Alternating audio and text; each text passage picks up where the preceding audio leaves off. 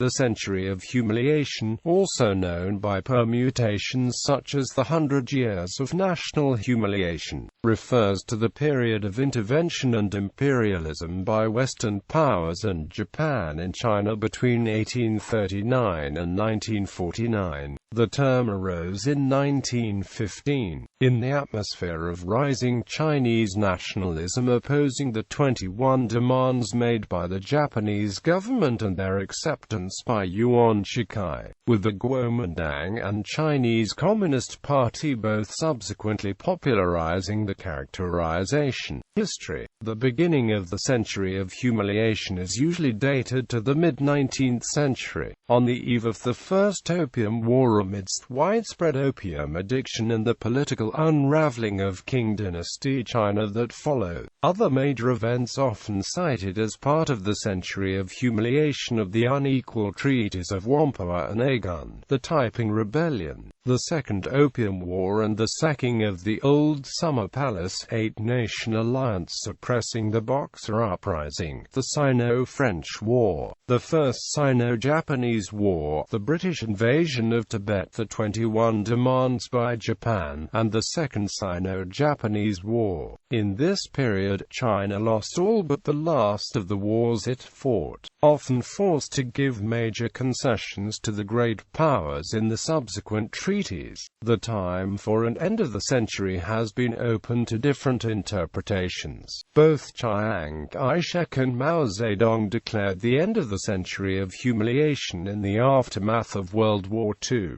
with Chiang promoting his wartime resistance to Japanese rule in China's place among the victorious Allies in 1945, while Mao declared it with the establishment of the People's Republic of China in 1949.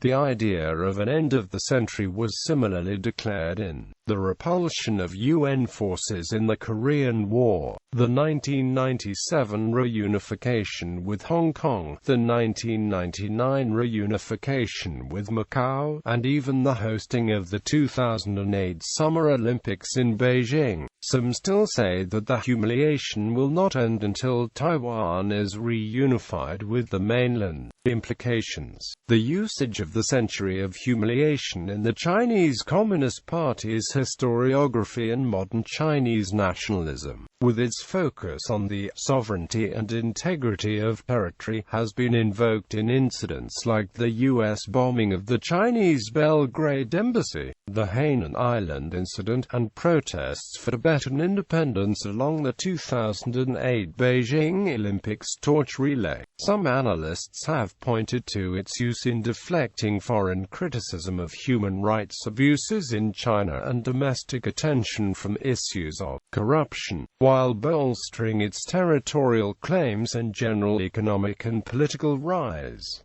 Westerners' view. Jane E. Elliott criticized the allegation that China refused to modernize or was unable to defeat Western armies as simplistic, noting that China embarked on a massive military modernization in the late 1800s after several defeats, buying weapons from Western countries and manufacturing their own arsenals, such as the Hanyang Arsenal during the Boxer Rebellion. In addition, Elliott questioned the claim that Chinese society was traumatized by the Western victories, as many Chinese peasants living outside the concessions continued about their daily lives uninterrupted and without any feeling of humiliation. Historians have judged the Qing dynasty's vulnerability and weakness to foreign imperialism in the 19th century to be based mainly on its maritime, naval weakness while it achieved military success against Westerners on land. The historian Edward L. Dreyer said that China's 19th-century humiliations were strongly related to her weakness and failure at sea. At the start of the Opium War, China had no unified navy and no sense of how vulnerable she was to attack from the sea. British forces sailed and steamed wherever they wanted to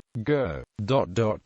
In the Arrow War, the Chinese had no way to prevent the Anglo-French expedition of 1860 from sailing into the Gulf of Shili and landing as near as possible to Beijing. Meanwhile, new but not exactly modern Chinese armies suppressed the mid-century rebellions, bluffed Russia into a peaceful settlement of disputed frontiers in Central Asia, and defeated the French forces on land in the Sino-French War. But the defeat of the fleet, and the resulting threat to steamship traffic to Taiwan, forced China to conclude peace on unfavorable terms. The Qing dynasty forced Russia to hand over disputed territory in Ili in the Treaty of St. Petersburg, in what was widely seen by the West as a diplomatic victory for the Qing. Russia acknowledged that Qing China potentially posed a serious military threat. Mass media in the West during this era portrayed China as a rising military power due to its modernization programs and as a major threat to the Western world, invoking fears that China would successfully conquer Western colonies like Australia. The British observer Demetrius Charles de Gavin-Bolger suggested a British-Chinese alliance to check Russian expansion in Central Asia. During the Ili crisis, when Qing China threatened to go to war against Russia over the Russian occupation of Ili, the British officer Charles George Gordon was sent to China by Britain to advise China on military options against Russia should a potential war break out between China and Russia. The Russians observed the Chinese building up their arsenal of modern weapons during the Ili crisis. The Chinese bought thousands of rifles from Germany. In 1880, massive amounts of military equipment and rifles were shipped via boats to China from Antwerp as China purchased torpedoes, artillery, and 260,260 modern rifles from Europe.